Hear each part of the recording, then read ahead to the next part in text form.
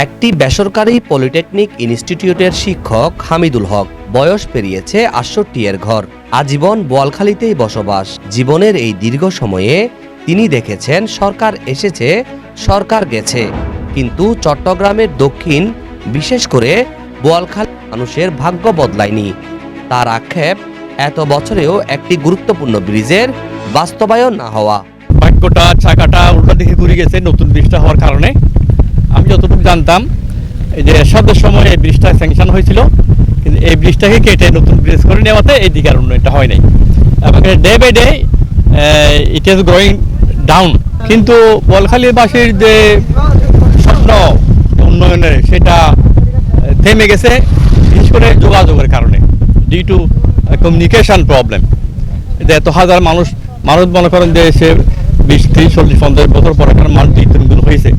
এখানে দৈনিক প্রায় মনে করেন কমপক্ষে 30-60 মানুষ, প্রায় 1 লাখ মেবি আসা যাওয়া করে।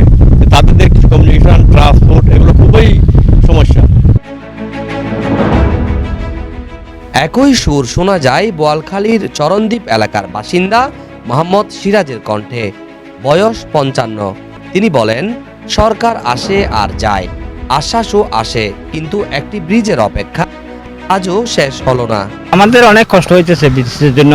একটা ডেলিভারি হইলে কেউ যেতে পারে না, একটা বিমানে টাইম হয়ে গেছে তাও যোগ যাইতে পারছে না।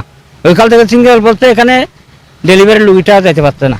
আমরা যদি যে ব্রিজ এমপি হোক বোয়ালখালী বাইশের জন্য এই ব্রিজটা চাই।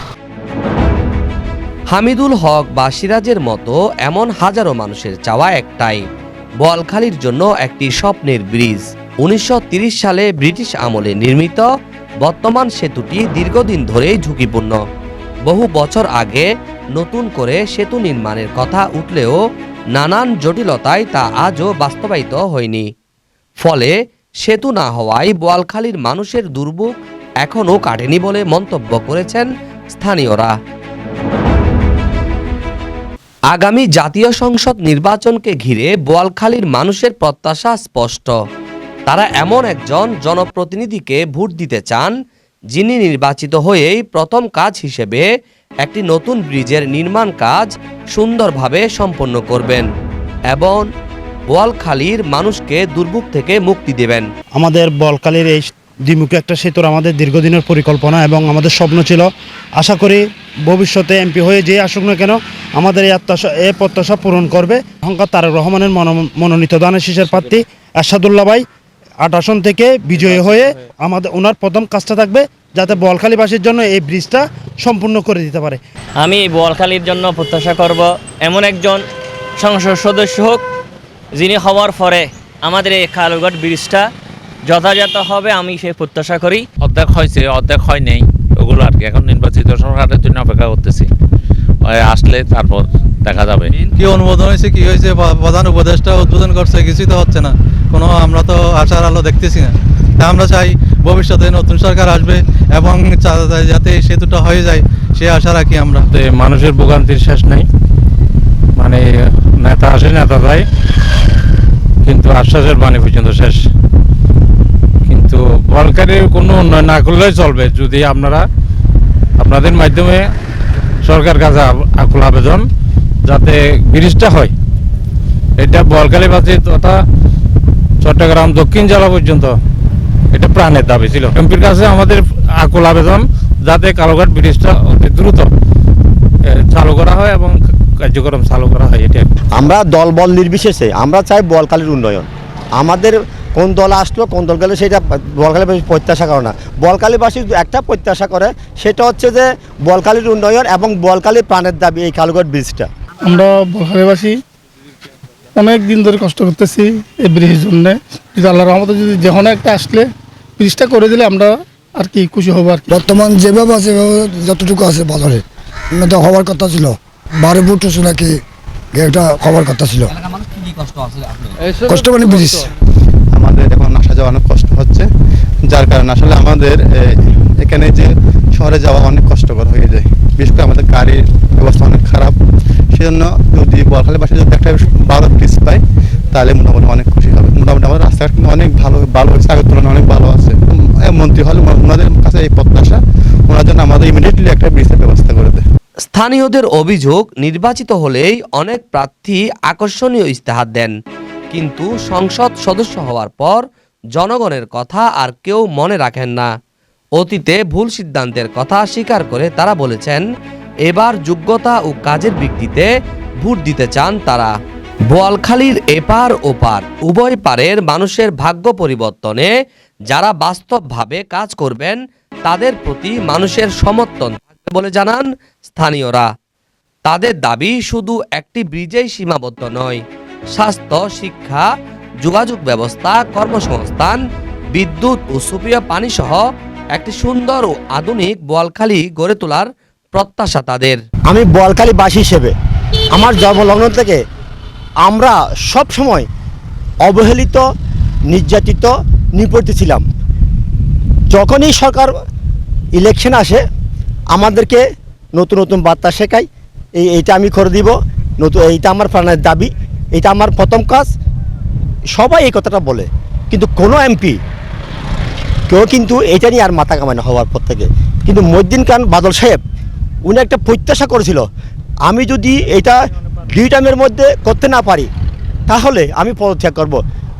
আল্লাহ তাকে পরপার নিয়ে গেছেন, তার এটা সফল হয় নাই। আমরা আশা করব যে আমাদের ভোট চাওয়ার আগে উনি যদি তার দলীয় মনোনয়নপত্রের মধ্যে যদি ইস্তেহারের মধ্যে যদি এটা রাখতে পারে যে আমার প্রথম দাবি হবে ইনশাল্লাহ এটা, তাহলে তাকে আমরা সমর্থন করব। আর এইটা মিথ্যা দাবি যদি আসে তাহলে তাকে আসরের ময়দানে এই দায়িত্ব তাকে নিতে হবে, যদি মিথ্যা আশ্বাস বোয়ালখালীবাসীকে আর দেয়। অনেক তো কাজ এখন আমাদের সরকার তো অনেক কাজ ফেলে চলে গেছে। আমাদের ব্রিজের অবশ্য দরকার, তাই নাই তো কাজ পেলে চলে গেছে, এখন তো কাজগুলো করার উচিত। যারা টিউবওয়েলে যারা পানি আগে উঠতো সেই পানিগুলো এখন আর তারা পায় না, অনেক গভীরে যেয়ে ডিপকল বসে অনেক কষ্টের ব্যাপার স্যাপার তারপরে পানিটা আসে। তো আমি যারা প্রার্থী হয়েছেন আগামী নির্বাচনে, যারা এমপি হয়ে সংসদে যাবেন, জনগণের কথা চিন্তা করে আপনারা বোয়ালখালীবাসীকে ভালো কিছু উপহার দেবেন এবং উন্নয়নের কাজে নিজেকে জড়িত করবেন। বিশেষ করে শিক্ষাক্ষেত্রে, স্বাস্থ্যক্ষেত্রে, আমাদের স্বাস্থ্যক্ষেত্রের অবস্থা খুব নাজুক। এই ব্রিজটার কারণে ইমার্জেন্সি কোনো রোগী আটকা পড়লে ওখানে কি হয়ে যায়, মারা যায়। যারা রাজনীতিবিদ তাদের সফলতা আসছে, তাদের সব কিছু হয়েছে, সাধারণ মানুষের কোনো কিছু হয় না। স্টেটমেন্ট নিয়ে এগুলো মিডিয়ার মধ্যে প্রচার করে তো কোনো লাভ নাই, উপর থেকে কিছু আসতে হবে। এই দেশের মাটি পর্যন্ত সুরে পরিণত হয়ে গেছে, এখানে কিছু হবে না। আমার এটা যদি ঠিক না হয় কিছু হবে না। সর্বপ্রথমে আমার এটা ঠিক করতে হবে, আমার মাটি ঠিক করতে হবে, আমার জনগণ ঠিক করতে হবে, আমার দেশ ঠিক করতে হবে, তারপরে উন্নয়ন হবে। যেখানে দুর্নীতি সেখানে উন্নয়ন নেই। জনপদের লাখো মানুষের কামনা, ভবিষ্যতের জনপ্রতিনিধি যেন কথা দিয়ে কথা রাখেন এবং বোয়ালখালীর মানুষের দীর্ঘদিনের স্বপ্ন পূরণে অগ্রণী ভূমিকা রাখেন। সেই জনপ্রতিনিধিকেই তারা ইতিহাসের পাতায় স্থান দিতে প্রস্তুত। দর্শক, এটি হচ্ছে চট্টগ্রামের সবচেয়ে আলোচিত কালুরঘাট সেতু। এই সেতু নিয়ে চট্টগ্রামের 8 আসন, বোয়ালখালী এবং চট্টগ্রামের মোহরা হতে শুরু করে লাখ লাখ মানুষ বছরের পর বছর যে ভোগান্তি, সেই ভোগান্তিতে পড়ে আছে। আগামী 12 ফেব্রুয়ারি যে নির্বাচন, সে নির্বাচনে বোয়ালখালী আসন থেকে যিনি সংসদ সদস্য হয়ে জয়ী হবেন, এই সংসদ সদস্যের প্রতি সাধারণ মানুষের প্রত্যাশা অনেক।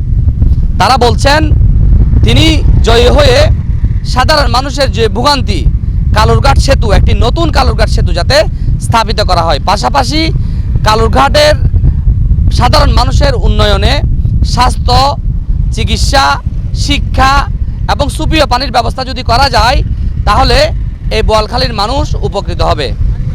চট্টগ্রামের সংসদীয় আসন 8 বোয়ালখালী থেকে মোহাম্মদ রবিল হোসেন, 24 টিভি।